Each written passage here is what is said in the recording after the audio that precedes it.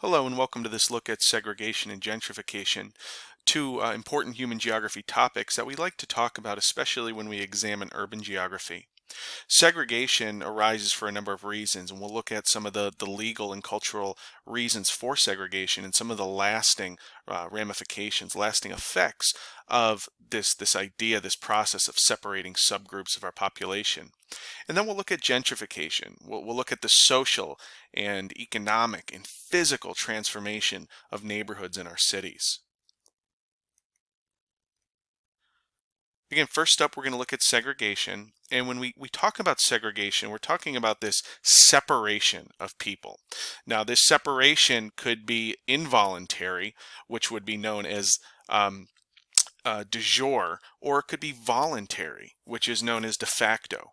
De jure means of law. So when we talk about de jure segregation, we're talking about legal separation of groups of people. We'll look at a few examples of de jure segregation.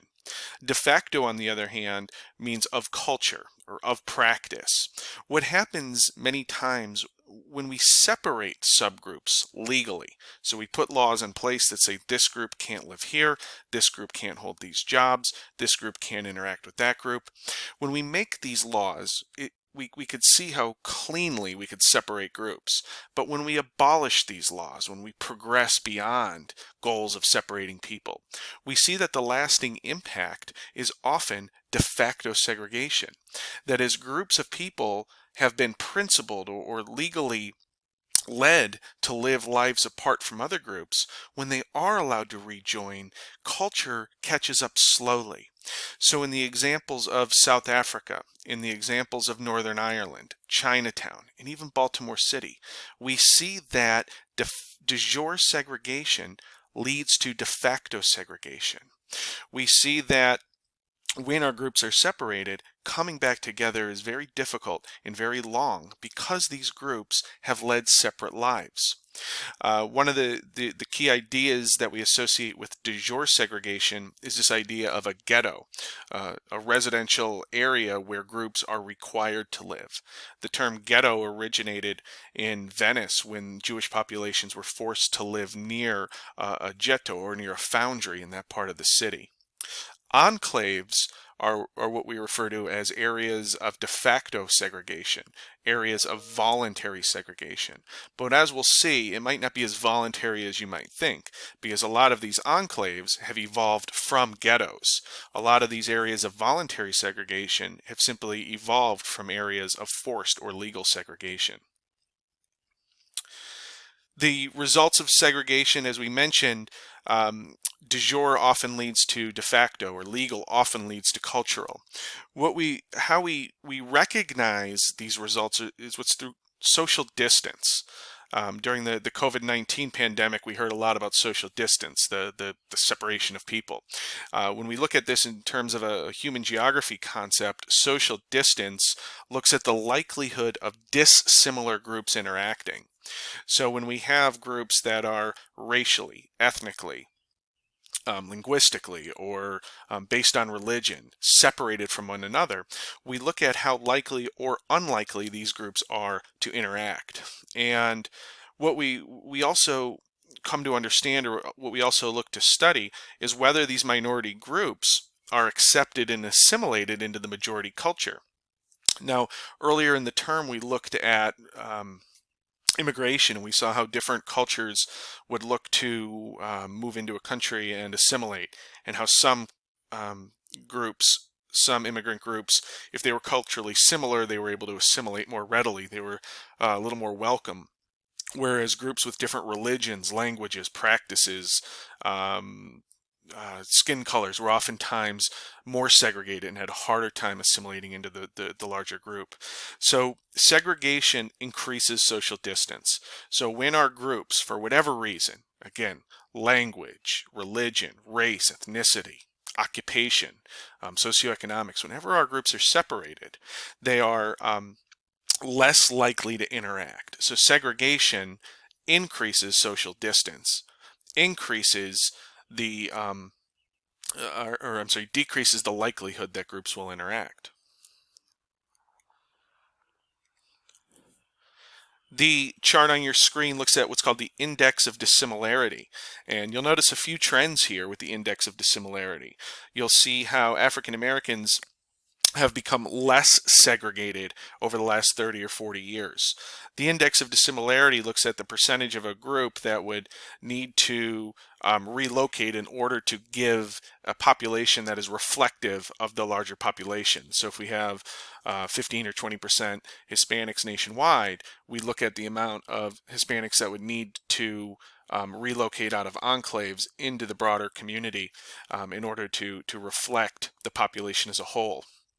To simplify this a little bit, 1.0 would be full segregation. 0.0 would be full integration. So the closer we are to 1, the more segregated we are. The closer we are to 0, the less segregated we are. So you'll see that since 1980, our African American population as a whole in the United States has become less segregated, less social distance, more integration. You'll notice that Asians and Hispanics are relatively flat. And the reason for this is that a lot of our Asian and Hispanic communities are still first generation or newly arrived foreign-born residents that are moving into communities of other Asians of similar background, of Hispanics of a similar background. So with our Asian and Hispanic populations as a whole, we're seeing not a lot of change because of the power of enclaves, the power of receiving communities. The following images show us racial segregation in Los Angeles County, California. And it's important to note that Los Angeles is one of our most diverse cities in the United States.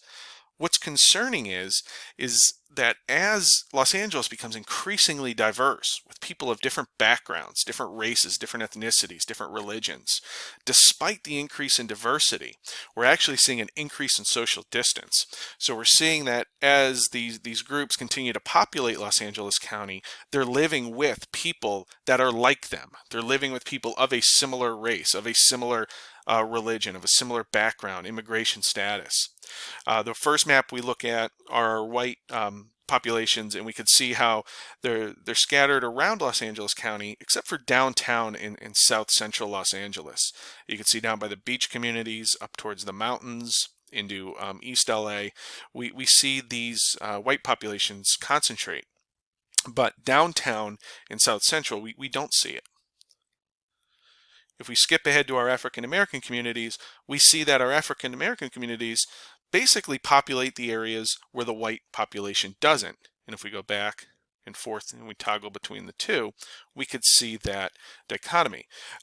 So again, as Los Angeles County, which is home to Los Angeles, as it becomes increasingly diverse, we're seeing increasing social distance. We're seeing increasing de facto by culture, by custom segregation. When we look at our Asian and Pacific Islander populations, again, these are pockets that aren't currently filled by our white or black populations. We have large Asian communities like Koreatown in downtown Los Angeles that is what's known as an enclave economy. So while the population reflects a very homogeneous group of people, Koreans, Korean Americans, businesses are owned and operated by Koreans and Korean Americans. We see that this enclave is really becoming more intense in this small area, in further distancing from the other communities in LA County. Excuse me. And our final group is our Hispanic group, which are really spread more throughout Los Angeles County. Again, we see some overlap with some of the other communities because our Hispanic population is so large, but we also see areas, particularly the beach areas and the northwest areas in the mountains, where our Hispanic population has not integrated. When we look at some examples, some really key examples of segregation, we can't overlook what's known as apartheid. Apartheid literally means separateness or apartness, and this was instituted by a white minority government, and by minority I mean percentage of the population. The Afrikaners were of Dutch descent, and they were in charge in South Africa for decades.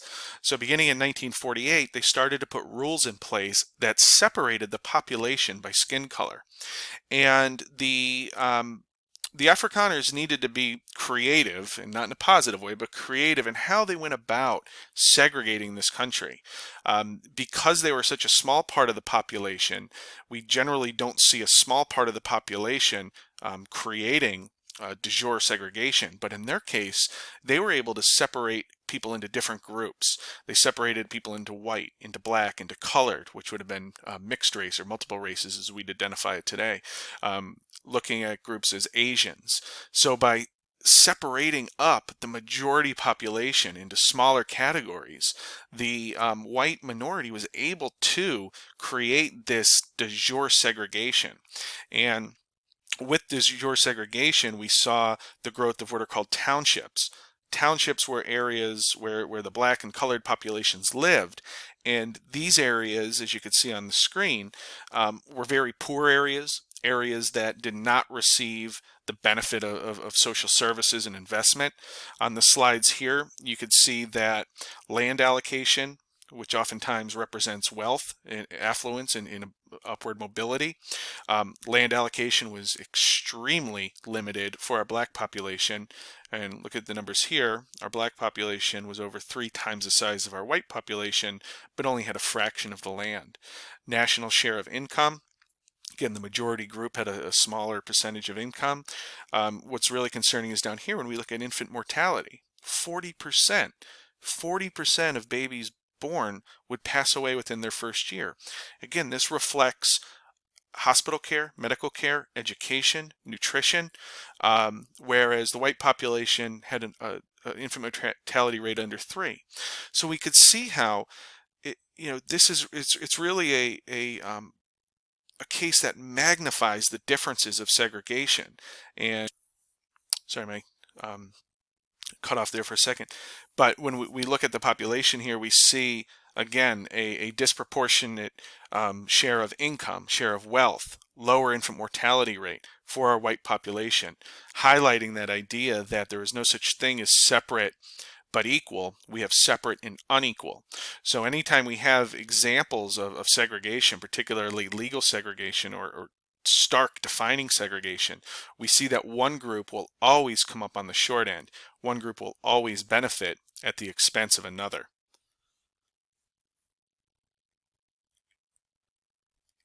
A second example of segregation brings us to Chinatowns.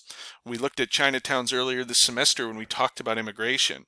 The Chinese Exclusion Act in 1882 was a key example of de jure segregation, a legal form of segregation that prohibited Chinese and Chinese Americans from working in certain industries, living in certain areas of cities.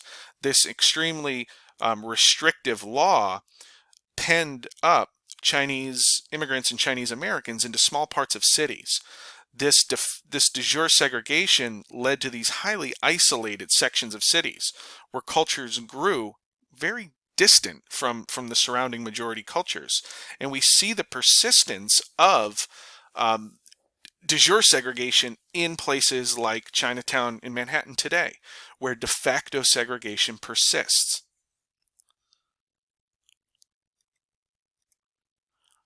A third example of de jure and de facto segregation brings us right here to Baltimore. Baltimore was one of 237 cities in the United States that was what was called redlined. Redlining was risk mapping, and in the 1930s, lenders would base risk on 2 things: age and quality of a neighborhood, which is still used today, and 2, race and ethnicity of the population.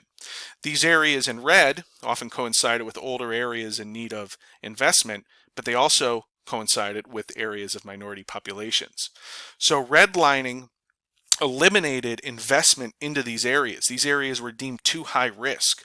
So whether or not the borrower had a good job and had the ability to repay a loan, these borrowers, because of their racial or ethnic status, were prohibited from obtaining a loan.